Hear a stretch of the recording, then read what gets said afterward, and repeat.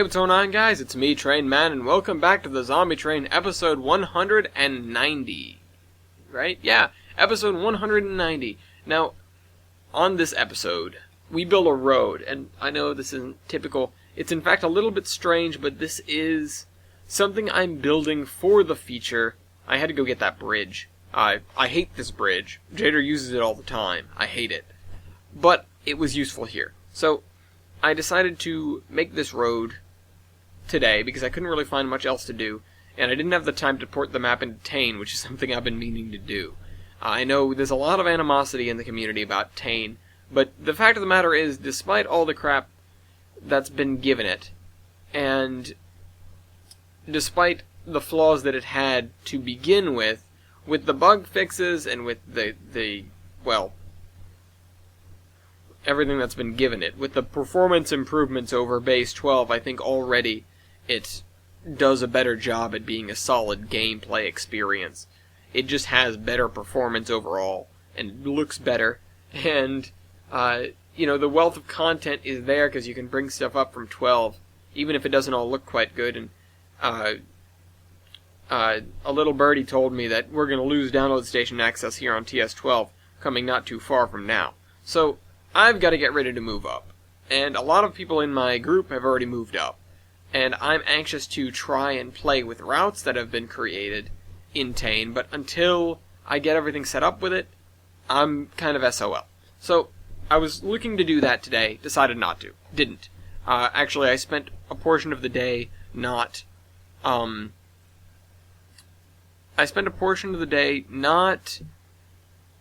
working on the route, but fixing the dependency packs, and I think they're all right. If you go back to the link on the last episode, in the last episode, yes, it has been updated, and it'll cover everything. There should be a second thing. You have to download the first RAR, but then the zip file should have replacements for Pack 2, which is broken, and then some depths as well, which were missing. So anyways, I'm getting on to today, and I mouthed quite a bit there. I sort of yacked quite a bit there. But to get to today's thing, which is kind of a woozy, or a doozy rather, a woozy. This was by Death to Pi on episode 181, and I didn't look it up. I need to look it up. Zombie, because I like to get the wording. Train 181. I like to get the wording correct. This was on the episode Alaska and Hawaii, so you can look at this yourself. There's a Chevy commercial, I guess. Yeah. Was there any point in time where W-A-R-E, it's supposed to be W-H-E-R-E, is there any point in time, or was there a point in time where you guys ran out of locomotives? And the answer is yes. Multiple times. And I think I actually merged these two things into the same question, yeah. 2 were preserved locomotives returned to service or was scrapped for the war effort. Now, I'll start off by saying, I've talked about this before, but come the creation of the Zombie Train Incorporated, we were given pretty much a blank check, so to speak, because, currency is kind of worthless at this point, to utilize the resources of the United States, whatever was left, to get the economy running, to get things flowing, to get traffic through. And the first thing that set upon us was the fact that, okay, we know how to work with steam engines.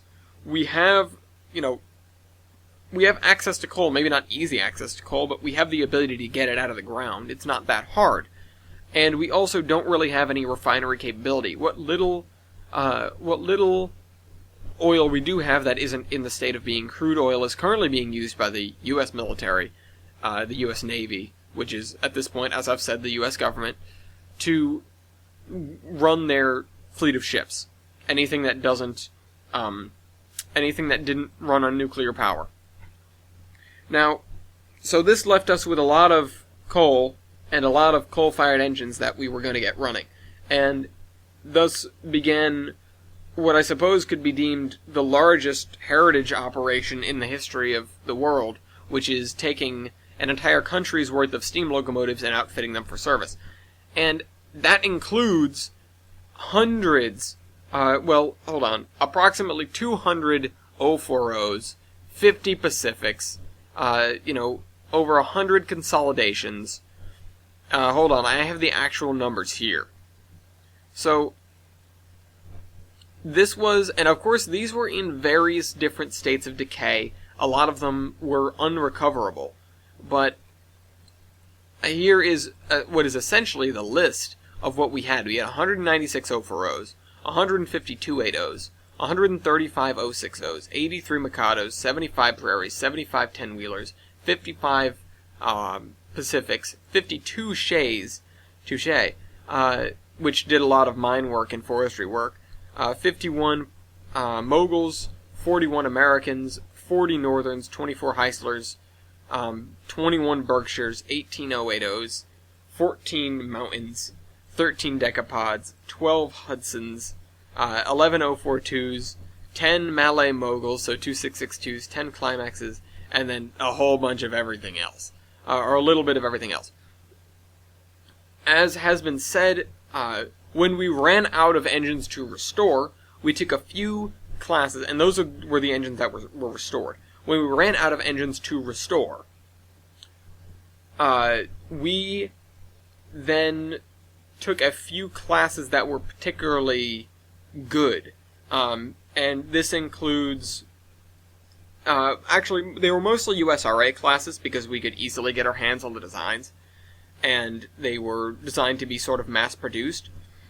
And we made a few dozen of each. So we had a bunch more Pacifics, a bunch more Mikados. I don't know the actual numbers on these, but it was sort of like, okay, now we're building engines. We built one, as I said, armored duplex. And this was a special order, so to speak, and this is, quote-unquote, the president's train. Of course, it wasn't the president of the United States, it was the president of the Zombie Train Incorporated. It was my train. And Leibold's as well, because he did as much work as I did. So, between that thing and the Enterprise, which, as I've explained, was the Zeppelin, we were all over the place. And we still couldn't keep up. We ran out of motive power to restore, we started building stuff. We ran out of, the building started falling behind. We looked to neighboring countries. We had already absorbed a lot of the Canadian engines. We were already trying to basically steal locomotives from the countries south of us, which we did. They weren't happy about it, but we managed it a couple of times. Again, we tried the peaceful route first. I'm not going to say that we just rolled in there and stole their engines and ran out. That's not exactly what happened. It's what ended up happening, but it's not what happened to begin with. So, start off with, okay, here's all the locomotives we can restore. Start work on them. Okay, we can't pump them out fast enough. Okay, let's get engines from elsewhere that we can restore. Okay, we can't get those engines fast enough, or there aren't enough of them. Okay, we're gonna build more engines. Okay, but we can't build them fast enough. And there was a shortage of manpower, as you'd expect, because most of humanity was dead. And so what ended up happening was, okay, now we have a fleet of thousands upon thousands of diesel locomotives across this country, which are short diesel. And we happened to get in contact with some people from... they were on the coast of the Mediterranean. I can't remember if they were in Greece or France. I think it may have been Greece. And it wasn't Italy, I know that much. And they had the ability to... Well, they were essentially petroleum engineers on staff, quote-unquote staff. And they had a working oil refinery, which, it's not like we were going to move an oil refinery, but it was, okay, there are the parts and there are the expertise, and if we can get these guys to come over to the good old US of A, we can get all of these diesels back in service. And that was the ultimate goal. And there were a few hiccups on the way, but we eventually did manage it, and that massively bolstered our ability to do traffic. And then, the steam locomotives then sort of faded back into obscurity, but we didn't have a lot of refining capability until a while later. So it was a period of, okay, we're going to fix all these steam engines, okay, let's go. We can't fix enough of them. We can't make enough of them. We can't steal enough of them. We've got to get some diesels. Okay, we have the diesels. We have the ability to make fuel. We don't have enough fuel, so we're going to continue using steam engines. And that sort of escalated. And, there was a point where we had a lot of steam engines and some diesels, and then it sort of slowly slipped the other direction. And of course, by the time, 50 years down the line, we probably hardly had any steam engines left.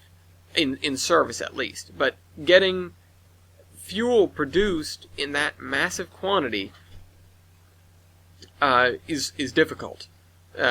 And especially when you only have a few points where it's coming from, and you don't have the infrastructure to transport a lot of it. Whereas coal, or even wood or anything, you can get anywhere, essentially.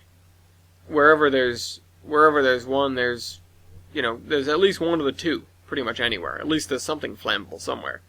And it wasn't, beyond our ability to convert steam engines from oil fire to oil firing, or from oil firing, which we did quite a few times.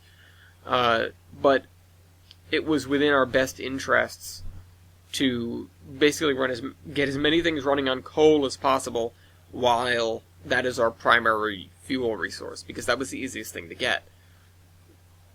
Now, as I said, I've gone through a bunch of different phases here with the Zombie Train Incorporated. There was the beginning, there was the restoration phase, which merged into the build phase, which turned into Unfriendly Seas, which is when we went over to Europe to get these parts.